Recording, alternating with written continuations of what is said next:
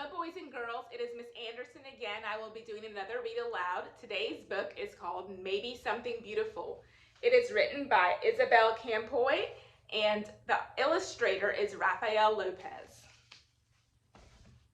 It is based on a true story, so it is realistic fiction. In the heart of a gray city, there lived a girl who loved to doodle, draw, color, and paint. Every time she saw a blank piece of paper, Mira thought to herself, maybe.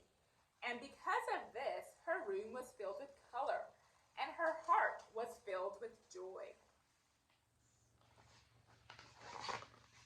On her way to school one day, Mira gave a round apple to Mr. Henry, the owner of the shop down the street. She gave a flower to Miss Lopez, the lady with the sparkling eyes.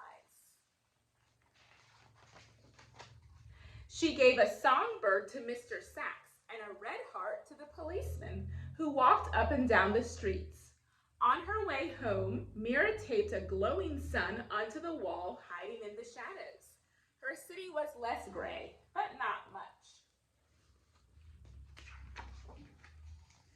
The next day, Mira saw a man with a pocket full of paintbrushes. He gazed at the wall. He looked at her son. He held his fingers up in a square and peered through them. He said thoughtfully. What do you see? Mira asked.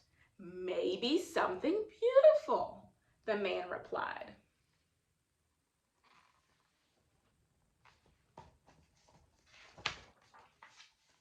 Wow, look at this page, boys and girls.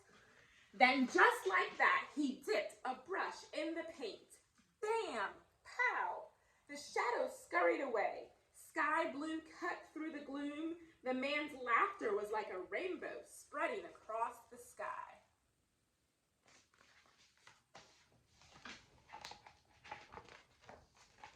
Who are you? Mira asked. I'm an artist, he said. In fact, I'm a muralist. I paint on walls. I'm an artist too, she told him. He handed Mira a paintbrush. Then, come on.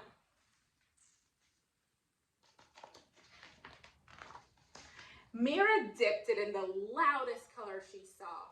Yowie! The wall lit up like sunshine.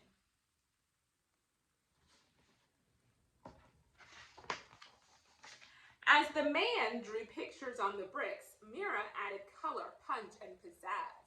Soon Mr. Sachs joined in. Then came others. Everyone painted to the rhythm: salsa, merengue, and bebop.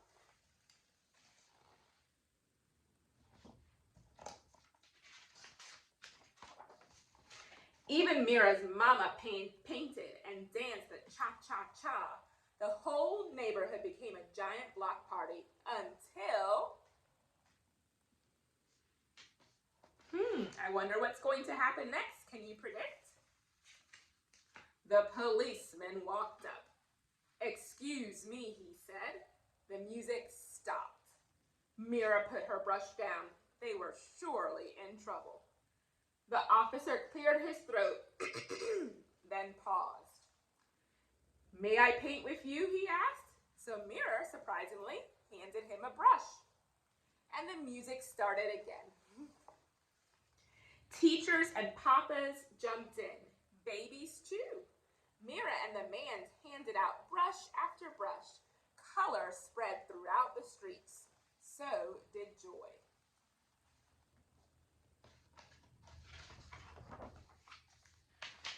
Whenever Mira and the man went, art followed like a string of a kite. After they colored the walls, they painted utility boxes and benches. They decorated sidewalks with poetry and shine, and everyone danced. Together they created something more beautiful than they had ever imagined. Can you describe this page, boys and girls? What do you see going on? When their clothes were splattered with a million colors, everyone sat down to rest except the muralist. His eyes sparkled. You, my friends, are all artists, he told them. is your canvas." He smiled wide, then pulled everything together in big sweeping motions. His paintbrush was like a magic wand. What vivid imagery. When he was finished, Mira added one more bird way up in the sky. Maybe, she thought, just maybe.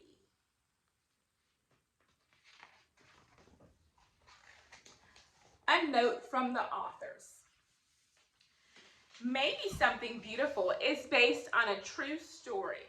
At one time, the colorful East Village near downtown San Diego, California, did not have murals on the walls, nor quotes from Gandhi, Martin Luther King, and Cesar Chavez written on the sidewalks.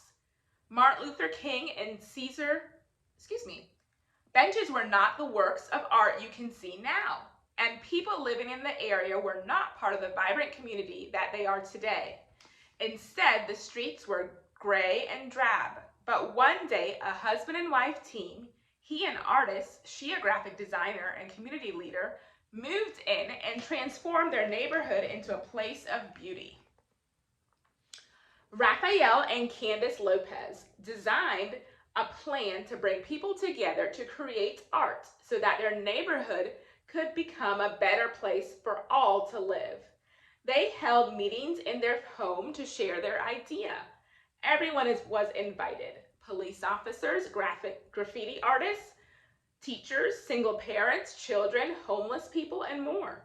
With the help of many, the Urban Art Trail was born, and volunteers of all ages, races, and walks of life committed themselves to a common goal: reviving their community through art.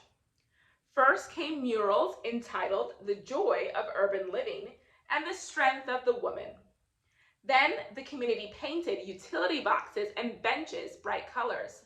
They crafted beautiful mosaics around the trees along the streets. Raphael and Candace had noticed that in their neighborhood, people often looked down at the ground as they walked. So they painted poems and calligraphy on the sidewalks. Little by little, the entire neighborhood became a work of art and an inspiration to those who lived there. The impact of art in the neighborhood grew. Some of the painted benches were auctioned off, and the money provided classes and scholarships for at-risk students who had an interest in art. Visitors came to admire. Donations big and small came in. And what had once seemed to be an impossible dream became a trademark of San Diego's East Village, and that is in California.